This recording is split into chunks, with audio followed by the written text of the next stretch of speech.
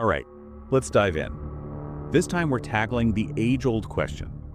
Are we alone in the universe? A question for the ages. We've got a whole pile of stuff to unpack here. YouTube interviews, news reports, even an article outline someone sent us. Wow, really? Yeah, and some of it is, well, let's just say it's pretty wild. I'm intrigued already.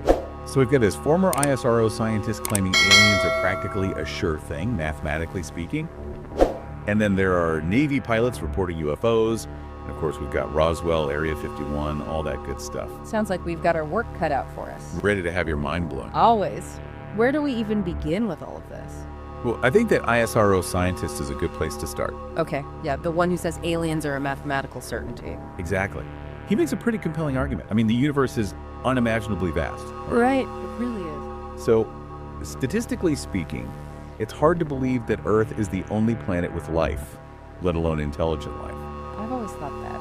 And he even suggests that aliens might already be here on Earth. That's a bold statement. Yeah, but he's not just throwing this out there. He uses his background in propulsion engineering to back it up. Propulsion engineering, so he's talking spaceships and stuff. Pretty much. Yeah. He lays out these scenarios for how humans could colonize Mars, the moon, even the asteroid belt.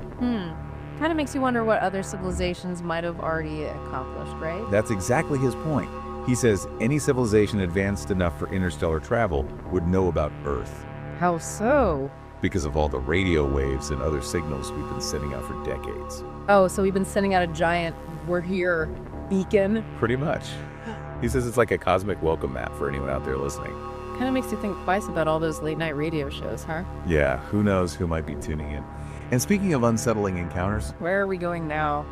well, we can't ignore all these UFO sightings and those potential government cover-ups. The conspiracy theorist in me is very excited right now. You know, right? It's hard to know where to start, but I guess Roswell is always a classic. Good old Roswell, the gift that keeps on giving. Right. It just goes to show how much the government's stance has shifted on all this over the years. It's gone from weather balloon, nothing to see here, to, well, we're not sure what these things are. Exactly. And now we have the Pentagon declassifying UFO reports and releasing videos of these unexplained aerial phenomena. I've seen some of those videos, pretty wild stuff. Right. Like that Aguadilla case where Homeland Security filmed a UFO splitting in two. Crazy. And then there's Navy pilot Ryan Graves. He's got all these stories about encountering these, I guess you could call them UFOs. He even described one as a dark cube inside a clear sphere. Okay, now that's just strange. I know, right? He was even worried about the risk of mid-air collisions with these things. It's kind of scary when you think about it. Yeah, it is. And we can't forget about that tic-tac-shaped UFO that Commander David Fravor and Alex Dietrich saw. Oh yeah, I've heard about that one. It's become pretty iconic in UFO circles. So, it seems like the government is finally admitting that UFOs are a real thing, even if they don't know what they are. The 2021 report pretty much said that, yeah. And it makes you wonder what else they might be hiding. Oh, for sure. It definitely feeds into that whole distrust people have towards government secrecy. Exactly. But it's not all doom and gloom. Oh. Now we've got groups like the Galileo Project. What's that? It's a research group led by Harvard astrophysicist Avi Loeb. Fancy. What are they doing? They're taking a more scientific, research-based approach to gathering data on UFOs. So they're actually trying to figure this stuff out. Yeah, finally. They're trying to separate fact from fiction, you know. It's about time, but honestly, sometimes it's those chilling personal accounts that really get you thinking. Oh, for sure. Those stories can be really unsettling. Yeah, like that incident at the Flushing Meadow Zoo where all the animals were found slaughtered after a night of UFO sightings. That's just creepy. It really is. No explanation, just pure mystery. This adds to the whole enigma, doesn't it? It definitely does. Makes you wonder what we're really dealing with out there. Right. And how much we don't know. Okay, so we've got scientists claiming aliens might be watching us, unexplained UFO sightings, and potential government cover-ups. Where do we go from here? Well, let's talk about the people who claim to have insider knowledge, the whistleblowers and all those fascinating conspiracy theories. Oh, this is where it gets really interesting. Spill the tea. Well, we've got to talk about Bob Lazar, right? Oh yeah, Bob Lazar, the Area 51 guy. He's kind of a legend in UFO circles. So remind me, what exactly does he claim? He says he worked at a secret site near Area 51, reverse engineering alien tech. Like actually taking apart flying saucers and stuff? That's the claim. He says he saw these anti-gravity propulsion systems and all sorts of crazy stuff. But His story's pretty controversial, right? Yeah, there's no hard proof to back up his claims. A lot of people think he made it all up. But what if he's telling the truth? Well, if he is, it means the government has had access to alien technology for decades. And they've just been keeping it under wraps all this time. That's the idea behind a lot of these conspiracy theories.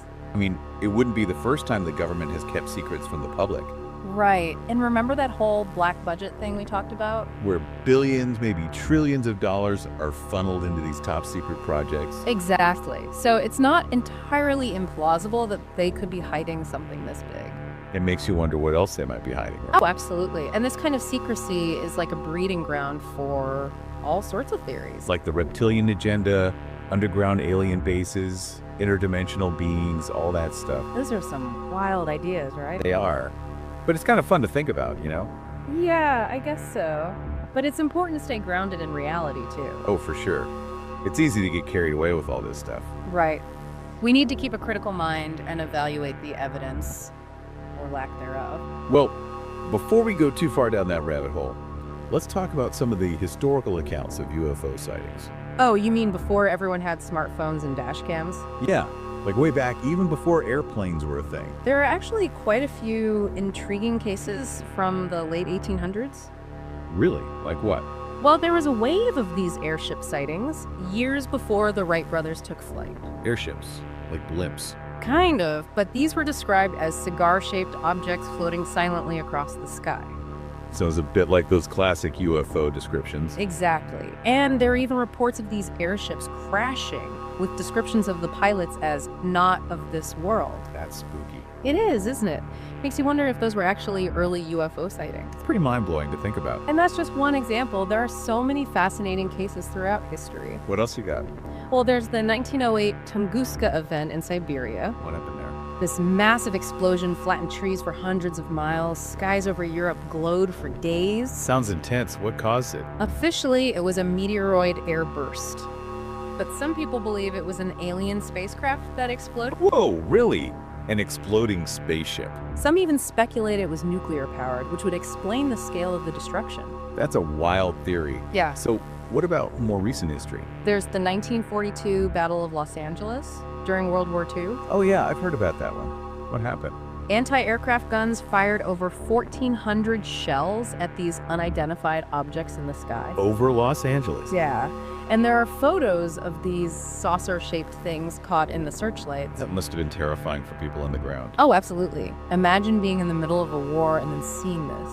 Must have felt like an alien invasion. I can't even imagine. The incident was initially blamed on a weather balloon, then maybe a Japanese attack. A Japanese attack. Yeah, but Japan denied any involvement, so the whole thing is still pretty mysterious. It definitely adds to the whole UFO lore, doesn't it? It does. Okay, are you ready for some truly unsettling stories? Hit me with it. Well, remember that Kelly Hopkinsville encounter we mentioned earlier? Yeah, the one in Kentucky. Right. This family claimed to have spent hours battling these strange creatures. And they were immune to bullets. That's what they said. And what's really interesting is that there were multiple witnesses, including children. So they all saw the same thing. Apparently so. They all described these creatures in detail. It's a pretty creepy story. I bet. Those kinds of stories really get under your skin, you know. They do. Makes you wonder what those people actually experienced. All right, this next one is a bit different. Have you heard about the Jackie Gleason story? Jackie Gleason, the comedian. Yeah. Apparently he was obsessed with UFOs, had a huge collection of books about them. Really? That's not something you hear every day. And the story goes that he was good friends with President Nixon. Wait, what? Jackie Gleason and Nixon? Yeah.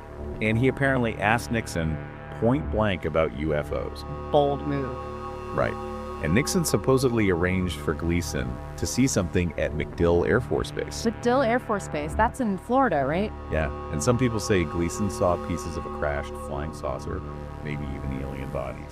Alien bodies. Like actual dead aliens. That's the rumor.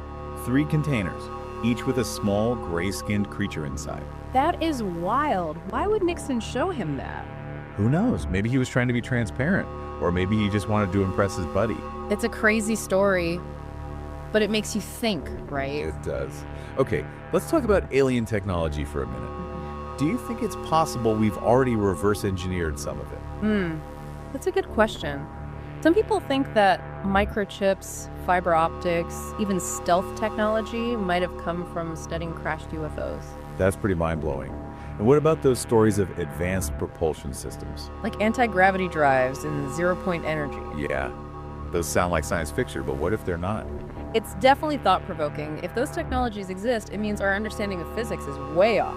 It would change everything, wouldn't it? Absolutely. I mean, we're just scratching the surface of what's possible. And there are those stories of materials found at UFO crash sites. Materials we can't identify. Oh yeah, like the Ubatuba case in Brazil, where this glowing object exploded over the ocean. That's the one where they found that weird metal, right? Yeah.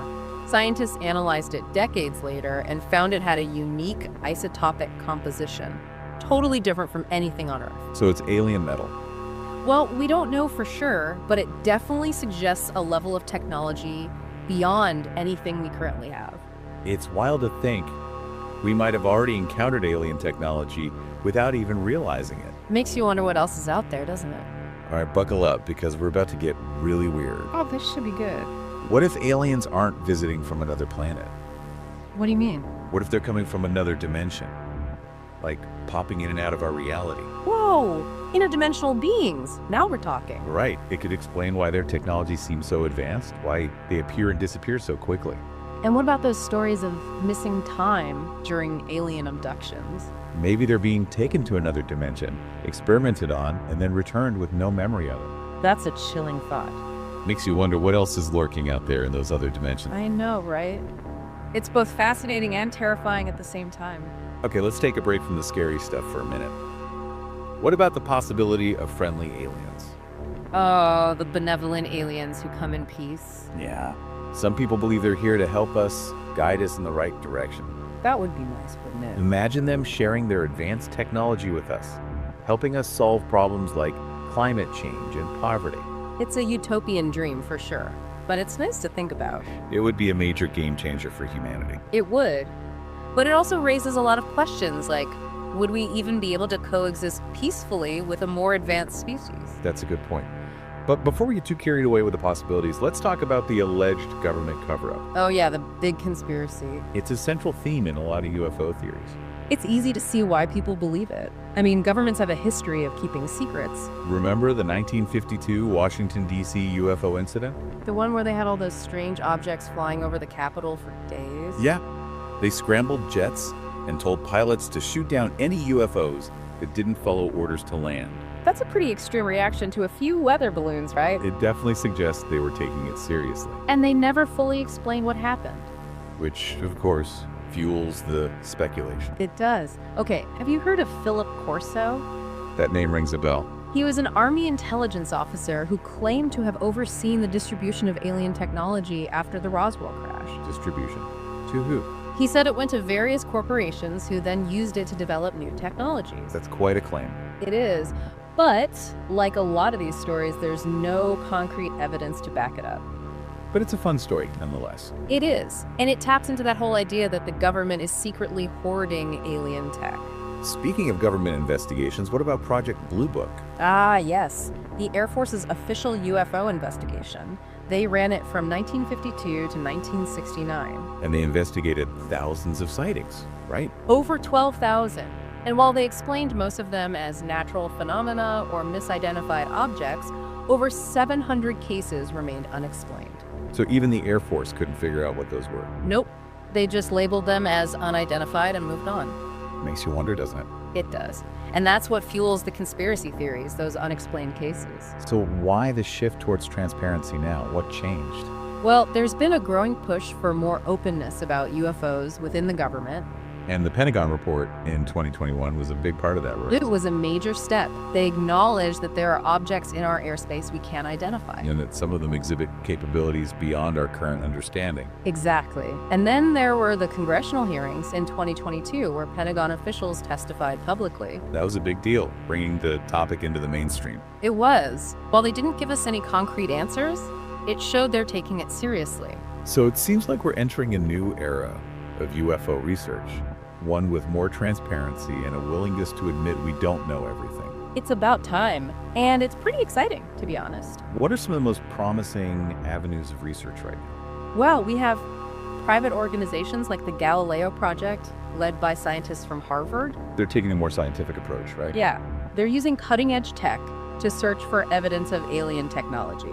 It's great to see serious scientists tackling this issue. It is, and it shows that the stigma surrounding UFO research is starting to fade. And speaking of the Galileo Project, their leader, Avi Loeb, has some pretty interesting ideas. Oh yeah, he's not afraid to think outside the box. He's the one who suggested that Oumuamua, that interstellar object, might have been an alien spacecraft, right? That's right. He thinks it could have been a light sail, propelled by sunlight. A light sail. How would that even work? It's a large, reflective surface that uses the pressure of sunlight to push the spacecraft forward. It's like a giant solar sail. Pretty much. It's a technology we've been exploring here on Earth, and it could potentially allow for interstellar travel. So Oumuamua could have been a visiting spaceship. It's a possibility. And it makes you wonder how many other alien objects we've observed without even realizing it. It's kind of mind-blowing when you think about it. It is. It shows that we need to stay open to new possibilities. But if there are all these alien civilizations out there capable of interstellar travel, why haven't we made contact? Ah, the Fermi paradox. It's a classic question. The paradox being that there's a high probability of alien life, but no evidence of it. Exactly. And there are a lot of theories to try to explain it. What are some of the most popular ones? Well, one is that interstellar travel is just too difficult or dangerous. So maybe they're out there, but they can't get to us. Or maybe they can, but it's too risky or costly. Or maybe civilizations tend to self-destruct before they reach that level of technology. That's another possibility. Maybe advanced civilizations are just not meant to last. Kind of a depressing thought, isn't it? It is. But there are more optimistic theories too. Like what? Some people believe that aliens are deliberately hiding from us. Why would they do that? Maybe they don't want to interfere with our development, or maybe they see us as a threat. That's a bit creepy. It is. But it's all speculation, of course. We just don't know. So we're left with more questions than answers. That's the nature of the game. But that's what makes it so exciting. I guess so. It's a mystery that continues to fascinate us. It does. And it's a reminder of how much we still don't know about the universe. Okay, well, this has been an incredible deep dive. From scientific theories to conspiracy theories, unsettling encounters to potential alien technologies. We've covered a lot of ground. And we've considered a wide range of perspectives. But ultimately, the question of whether we're alone remains unanswered. Which I guess is what keeps us coming back for more. It is. The search for answers, the exploration of the unknown, that's what drives us. Well said. So, where do we go from here? What can we do to learn more and maybe even make contact? Well, we need to keep investing in scientific research and space exploration. So, supporting organizations like the Galileo Project. Exactly. They're doing amazing work. And the more we explore our solar system and beyond, the better our chances of finding something. And what about SETI, the search for extraterrestrial intelligence? SETI plays a vital role. They're constantly scanning the skies for signals that might be artificial. It's like trying to find a needle in a cosmic haystack. It is. But it would be incredible if they found something. It would change everything, wouldn't it? The confirmation that we're not alone. It would be a paradigm shift for humanity. Well, I'm definitely inspired to keep looking up at the stars now. Me too. It's a reminder that there's so much out there just waiting to be discovered. This deep dive has been a wild ride, full of twists and turns and mind-blowing possibilities. It has. We've explored the evidence, examined the claims, and considered a wide range of perspectives. But as always, we're left with more questions than answers. That's the beauty of it. The mystery is what keeps us curious. So to our listeners out there, keep looking up, keep asking questions, and never stop exploring the possibilities. The universe is a vast and wondrous place, and who knows what we might discover next. It really is amazing when you think about it. What is? How much our understanding of the universe has changed. You know, like we used to think Earth was the center of everything. Oh, yeah. And now we realize we're just this tiny planet orbiting an average star in this vast, maybe even infinite cosmos. Definitely puts things in perspective, doesn't it? It does. It makes you wonder what else might be out there. Oh, I'm sure there's plenty we haven't even imagined yet. Right. Like, what if there are other civilizations out there asking the same questions we are? Maybe they're looking up at their night sky, wondering if they're alone too. And what if they've already figured out some of the answers? You know, what if they have technology that would seem like magic to us? Now that's a fascinating thought. Right. Imagine the possibilities. Cures for diseases, clean energy, maybe even interstellar travel. It would be incredible, wouldn't it? But also a little bit scary.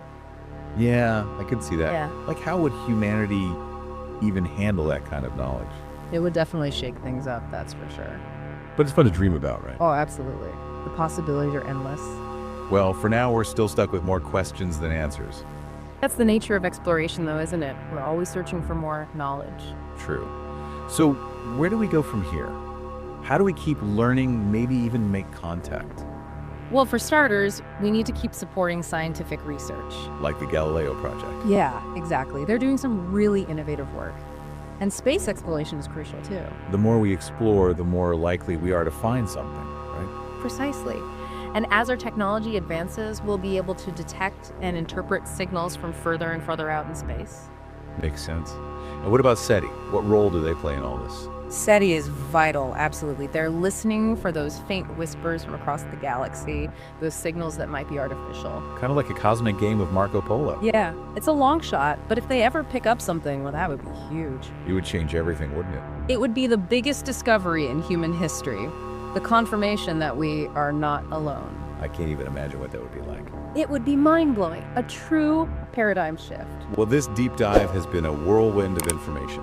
We've covered a lot of ground. From scientific theories to those crazy conspiracy theories. And everything in between.